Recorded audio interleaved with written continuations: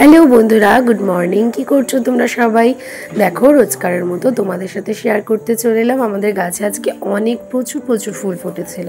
তো সেই ফুল দিয়ে আমি আমার গোপু সোনাদের সাজিয়ে গুছিয়ে, মা লক্ষ্মীকে সাজিয়ে গুছিয়ে পুজো দিয়ে সোজা চলে গেছিলাম রোজকারের মতো আমি আমার পাড়ার মাকে পুজো দিতে।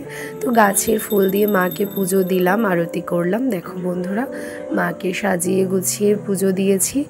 তো মাকে কেমন লাগছে তোমরা অবশ্যই জানিও।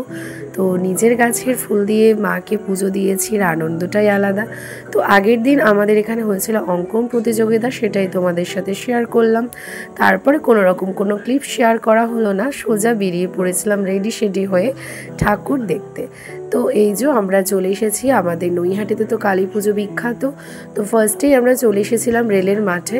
তো ওইখানে এসে তো আমার চক্ষু চড়ক গাছ হয়ে গেছে। তো দেখো বন্ধুরা, এই যে রাইডটা দেখে তো আমাদের মাথা খারাপ হয়ে গেছিলো। তো তারপরে ওখান থেকে বেরিয়ে চলে এসেছিলাম আরেকটা প্যান্ডেল দেখার জন্য, হকার্স ইউনিয়নে। তো ওইখানে আমার লাইটিংটা তো ভীষণ ভালো লেগেছে। তো নিজেকে আমি আর ধরে রাখতে পারিনি, আমি একটু সবাইকে ডান্স করতে দেখে আমিও একটু ডান্স করে নিলাম। তো আমার ভীষণ নাচতে ইচ্ছে করছিল। যাই হোক, তারপরে প্যান্ডেলের সামনে গিয়ে দেখি কি বিশাল লাইন পড়েছে। তো আমরা যেহেতু ভিআইপি পাস পেয়েছিলাম, তাই আমাদের বেশি সময় লাগেনি। তো তাড়াতাড়ি দেখিয়ে বেরিয়ে পড়েছিলাম আরেকটা প্যান্ডেল হপিং করতে। আমরা চলে গেছিলাম কানাইয়ের প্যান্ডেলে। কানাইয়ের প্যান্ডেল প্রত্যেক বছর বড় পুজো করতো, যেহেতু এক বছর দুর্ঘটনা ঘটার পরে এখন আর সেরম প্যান্ডেল বড় করে না, তবে প্যান্ডেলটা ভীষণ সুন্দর হয়েছিল। তারপর চলে গেছিলাম আমি কাঠগোলাতে করেছিল দক্ষ রাজার দেশ।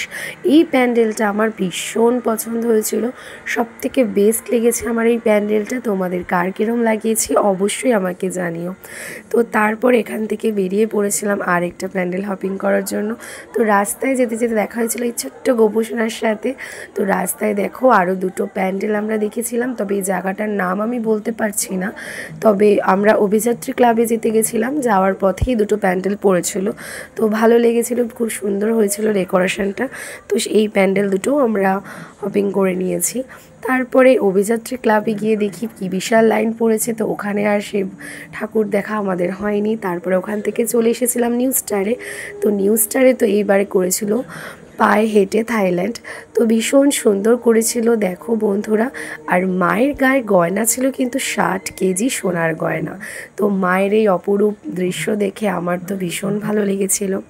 তারপরে ভিড় ঠেলে সোজা বেরিয়ে চলে এসেছিলাম নেত্রালোকেও প্যান্ডেলটা ভীষণ সুন্দর করেছিল, তবে এই মুহূর্তে মনে করতে পারছি না কি প্যান্ডেল করেছিল।